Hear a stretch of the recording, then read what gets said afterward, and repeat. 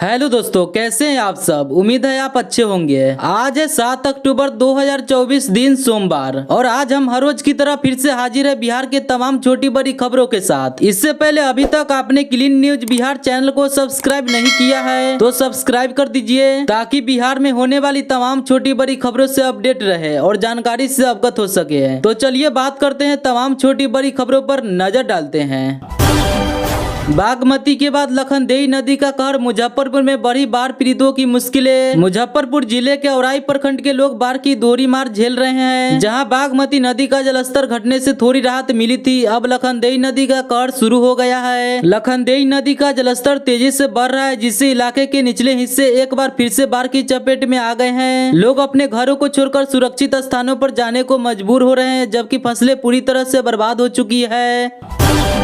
सोन नदी में डूबे परिवार के 7 बच्चे, 5 बच्चों के 100 मिले, 2 की तलाश जारी। नहाने गए थे ये सभी। जब तक लोग मदद के लिए पहुंचते तब तक सभी नदी की तेज धारा में बहने लगे। आनन फाने में गोताखोरों की टीम ने 5 बच्चों को बाहर निकाला, लेकिन तब तक काफी देर हो चुकी थी। रोहतास के तुम्बा गांव के गुजरने वाली सोन नदी का पुलिंग रूप में एक परिवार के 7 बच्चे डूब गए। इनमें से 5 बच्चों के 100 बाहर निकाल लिए गए हैं। वही 2 बच्चों की तलाश जारी है। स्थानीय गोताखोरों की मदद से पुलिस सर्च अभियान चला रही है। घटना के बाद इलाके में हड़कंप मच गया। आसपास के लोगों की भीड़ लग गई। इधर सूचना मिलते ही परिवार के लोग पहुंचे। रो रो कर उनका बुरा हाल है। 2 बच्चों की तलाश के लिए एसडीआरएफ की टीम को बुलाया गया है।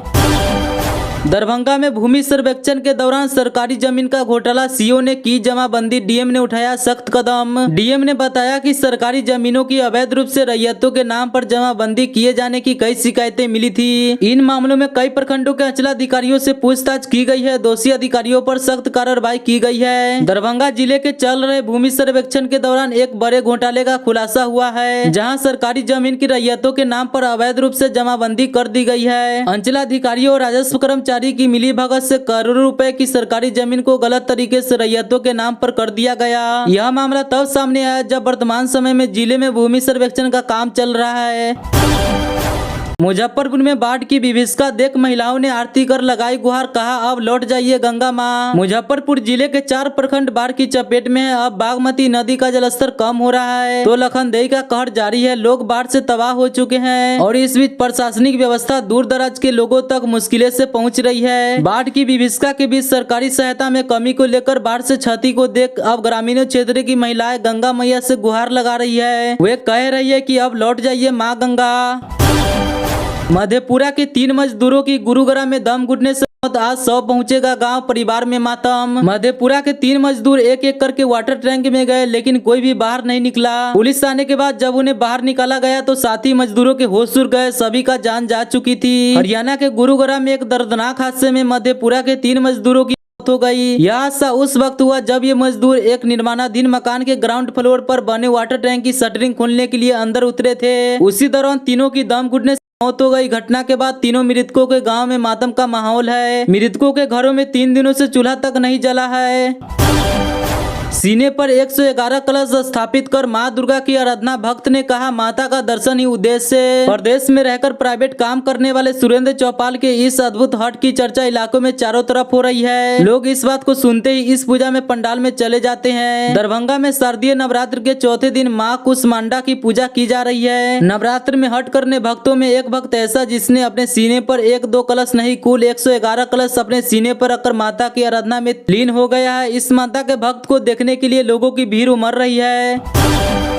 सहरसा में तटबंध और सड़कों पर जैसे तैसे समय काट रहे हैं बाढ़ पीड़ित, जाने क्या है हालात। दरभंगा जिले के किरतपुर में बीते 29 सितंबर को पश्चिमी कोसी में तटबंध टूटने के बाद बाढ़ का पानी सहरसा जिले के गंडौल, ब्रह्मपुर, मोहनपुर, रही टोल, पुनाच, जलई, मनोबर, खोरा, बर्तन, शंखरतुआ और घोंगेपुर सहित अन्य कई पंचायतों में फैल गया। बाढ़ का पानी सिर्फ गाँव में ही फैला नहीं बल्कि लोगों के घरों में 4 से 5 फीट तक चढ़ गया, जिससे उन्हें आनन फानन में गाँव छोड़ना पड़ा। हुए जिस स्थिति में जैसे थे अपने बाल बच्चों को लेकर ऊंचे स्थानों की ओर भागे। भागम भाग की स्थिति में वो अपने साथ घर के सामान भी नहीं निकाल सके और तटबंध या सड़कों पर शरण ले ली। 8 दिनों के बाद भी ये यही है और जैसे तैसे समय काट रहे हैं।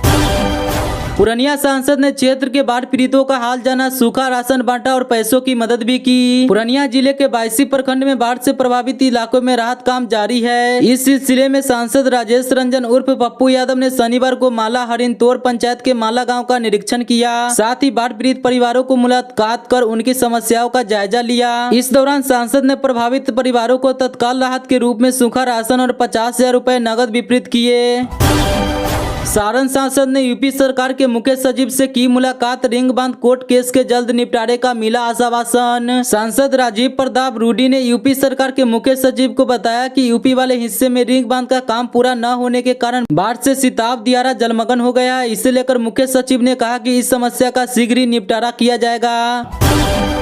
बेतिया में खाना बनाते समय लगी आग, 7 घर जलकर राख, एक मकान का मालिक भी झुलसा। अंचलाधिकारी प्रज्ञा नैनतम ने कहा कि घटना की पूरी जानकारी मिल गई है। पीड़ितों की सहायता के लिए कर्मचारियों द्वारा रिपोर्ट तैयार कराई जा रही है। जल्द ही पीड़ित परिवारों को राहत सामग्री का वितरण किया जाएगा। बेतिया के योगापट्टी थाना क्षेत्र के चौमुखा पंचायत स्थित सेडा टोला गाँव में खाना बनाने के दौरान आग लग गई। इस हादसे में 7 घर पूरी तरह से जलकर राख हो गए, जबकि आग बुझाने के दौरान एक मकान मालिक का दीना यादव गंभीर रूप से झुलस गया, जिसका इलाज स्थानीय स्तर पर चल रहा है। बताया जा रहा है कि यह हादसा उस समय हुआ जब दीना यादव के घर में बनाते समय अचानक आग लगी और तेजी से फैल गई। इसके चलते लाल बच्चन यादव, जगन्नाथ यादव, दुर्योधन यादव, आनंद यादव, सुभाष यादव और सुरेंद्र यादव के घर पर भी आग की चपेट में आ गए हैं।